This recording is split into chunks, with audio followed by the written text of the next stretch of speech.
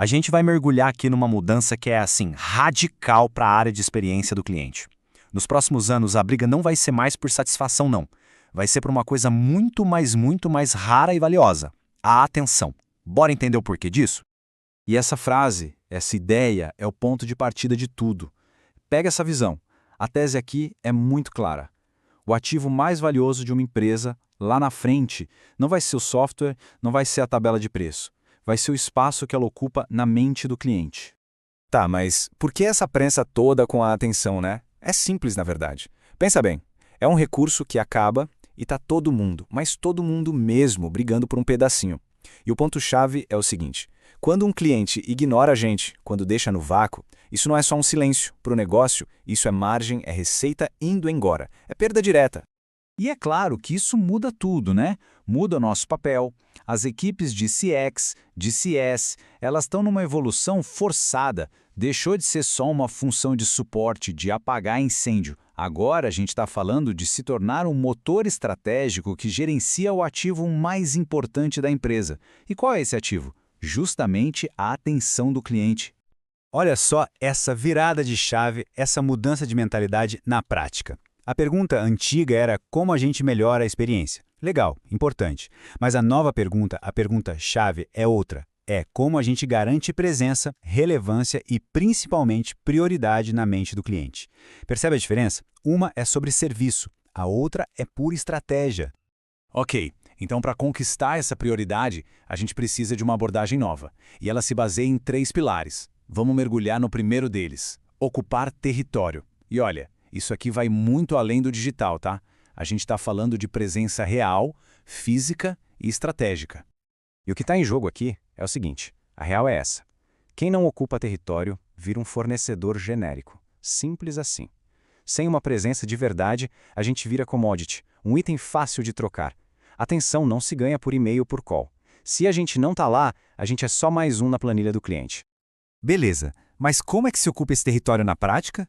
Bom, é estar onde o cliente está, não onde é mais cômodo para a empresa. É combinar o digital com o físico. É participar dos rituais importantes do cliente, as reuniões estratégicas deles, os fóruns, as decisões críticas. A grande pergunta é: onde a atenção do cliente já está focada? É lá, é exatamente lá que a gente tem que estar. Certo. Uma vez que a gente ocupou o território, como é que a gente se mantém lá? Como é que a gente sustenta essa atenção? Aí entra o segundo pilar: acelerar a confiança. E atenção aqui, confiança nesse contexto não é só um sentimento bonitinho, é uma ferramenta de negócio. É sobre eficiência relacional. E a ferramenta principal para isso é o tal do rapport. Mas calma, é muito importante entender que a gente não está falando de ser simpático. Rapport aqui é técnica. É uma técnica estratégica de espelhamento da comunicação, do perfil, dos hábitos do cliente. Sabe, é para acelerar a confiança e, com isso, encurtar os ciclos de negociação. É quase como ser um camaleão estratégico. Pensa comigo, a atenção sustentada, aquela que a gente quer, ela nasce da confiança. E a confiança, por sua vez, nasce da identificação. É um ciclo. A coisa só cola de verdade quando o cliente olha e pensa: pô, essa pessoa me entende, fala a minha língua, vive o meu mundo. Na prática, o que isso quer dizer?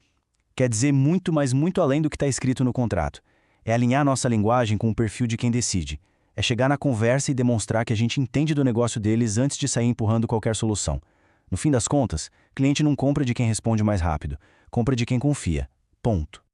Ok, então a gente já tem presença e já construiu confiança. E agora? Agora o desafio é manter essa atenção no longo prazo. E para isso, a gente entra no terceiro e último pilar, que é o pulo do gato: antecipar necessidades. É sair da postura reativa e passar para uma postura preditiva. E a diferença entre essas duas posturas, olha, ela é brutal. Se a gente fica só esperando o cliente pedir alguma coisa, a gente vira o quê? Um custo.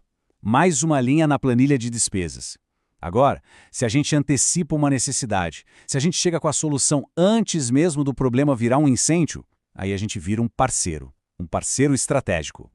E como a gente faz isso? Usando dados, claro. Dados de comportamento, de uso, de contexto. Tudo isso ajuda a prever o que vem pela frente. O papel de CX e CS deixa de ser o de tirar pedido e passa a ser o de provocar a conversa estratégica. É parar de falar, olha o meu produto, e começar a dizer, olha, se seu negócio for por esse caminho aqui, o impacto vai ser esse. Vamos conversar sobre isso? Então, quando a gente junta todas essas peças, fica muito claro que o campo de batalha está mudando completamente. A competição lá em 2026 e já começando agora, não vai ser sobre quem tem mais funcionalidade ou quem dá mais desconto. A disputa vai ser definida por ativos muito mais estratégicos e, o mais importante, muito mais difíceis de copiar. E quais são esses ativos? São 3. No final, são eles que vão definir quem ganha e quem perde. Primeiro, atenção. É a porta de entrada. Sem isso, nada acontece. Segundo, confiança.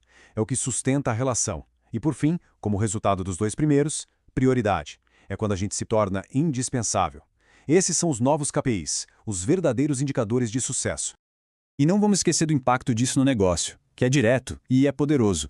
Dominar esses 3 ativos, atenção, confiança e prioridade, é o único jeito de proteger margem de lucro, de expandir receita de um jeito saudável e, finalmente, sair daquela corrida maluca por preço que só leva todo mundo para o fundo do poço.